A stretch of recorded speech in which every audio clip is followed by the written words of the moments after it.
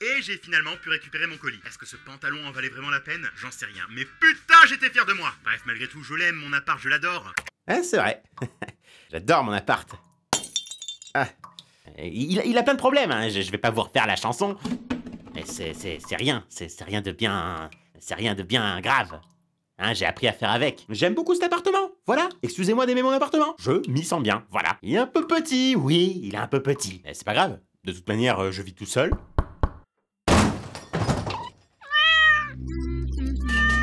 J'adore toujours cet appart, j'adore cet appart, je m'y sens vraiment trop bien. J'ai vécu dans le déni pendant 3 ans, mais dès l'instant où je n'ai plus été seul dans cet appartement, j'ai réalisé qu'il fallait inévitablement que je redéménage. Le plus incroyable, c'est que 3 ans plus tard, tout ce que j'ai dit dans cette vidéo est encore 100% valable. C'était même encore plus compliqué de trouver un appart cette fois, puisqu'avant, j'avais aucun critère, j'aurais accepté n'importe quoi. Mais tu as accepté n'importe quoi. Bref, je vais éviter de m'attarder sur les 5-6 mois de recherche, de galères, de refus et de faux espoirs, puisque rien n'a changé de ce côté-là. Attendez, si, faut quand même que je vous parle de ce couple de propriétaires parce qu'ils étaient trop bizarres.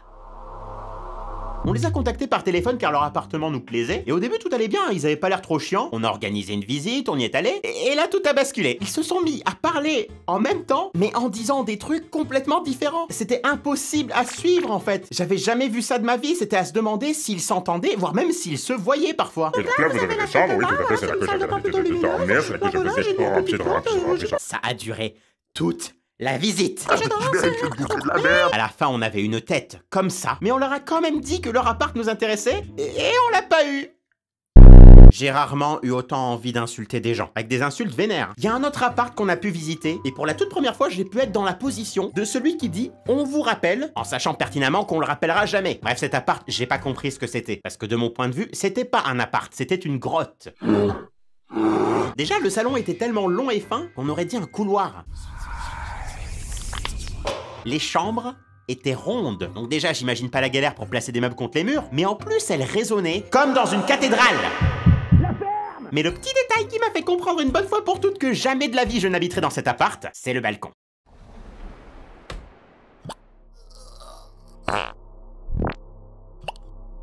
Et bienvenue dans nos chiottes, les bouffons. Ça t'arrive d'avoir pitié des gens en dessous, parfois? J'en ai rien à foutre.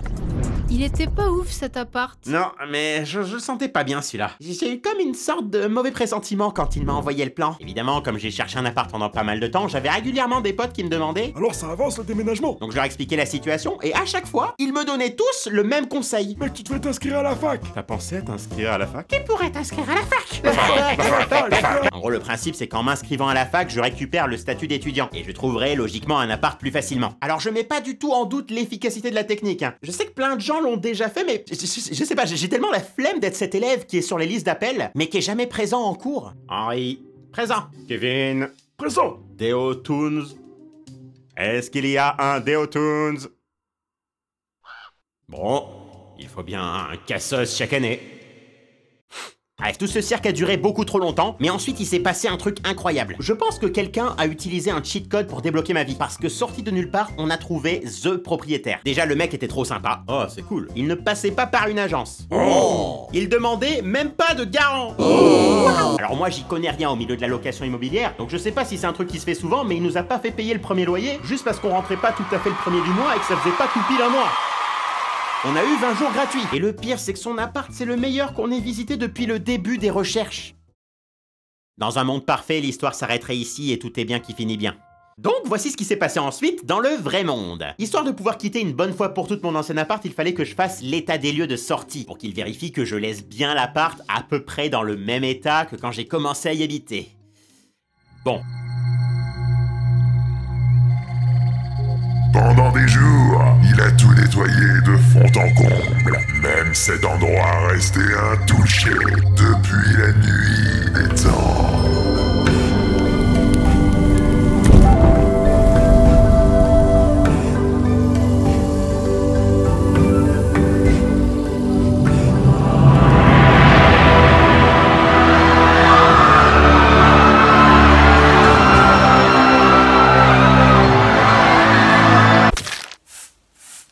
Bref, j'ai tout nettoyé, il restait juste des traces de frottement indélébile laissées par les meubles sur les murs, mais à part ça, c'était nickel. 2 jours avant l'état des lieux, une personne de l'agence vient pour regarder l'appartement et me recommande fortement de peindre par-dessus les traces. Alors moi, je voulais vraiment pas le faire. Déjà parce que j'avais la flemme, hein, vous en doutez, et ensuite parce que je ne sais pas peindre un mur. Mais comme cet abruti a insisté de ouf, je suis revenu le lendemain et j'ai recouvert toutes les traces. Maintenant, devinez le truc qu'on m'a reproché à l'état des lieux. Traces visibles de peinture?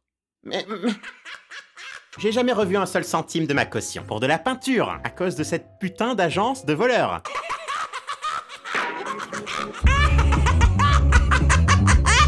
Il y a un autre truc qui m'a rendu fou. Vous savez, un des premiers trucs à faire quand on déménage, c'est appeler son fournisseur d'électricité pour le prévenir qu'on change d'adresse. Du coup voilà, j'étais locataire au 9 rue du Doliprane et j'ai déménagé au 4 impasse des Petits Chiens. Aucun souci monsieur, on s'occupe de tout. Je n'habite plus rue du Doliprane, maintenant je suis impasse des Petits Chiens. J'ai bien compris monsieur. Vous allez recevoir par email un questionnaire. Ok, merci. Je vous invite à répondre au revoir. Et le mois suivant, je constate que j'ai bien été débité du montant de la facture d'électricité de mon nouvel appartement. Donc voilà, ça fait du bien de tomber sur des gens compétents au téléphone. Malheureusement, ça ne m'arrive jamais. J'ai aussi été débité de la facture d'électricité de l'ancien appart. L'appart où je ne vis plus. Je vous ai dit que j'habitais impasse des Petits Chiens. Oui monsieur, j'ai bien compris. Je n'habite plus rue du Doliprane. J'ai bien compris monsieur. Comment avez-vous trouvé la qualité de notre échange? Mais alors pourquoi je paye encore l'électricité de mon ancien appart? Allô? Allô? Parce que vous n'avez pas dit mot pour moi que vous ne vouliez plus payer l'électricité dans un endroit où vous ne vivez plus.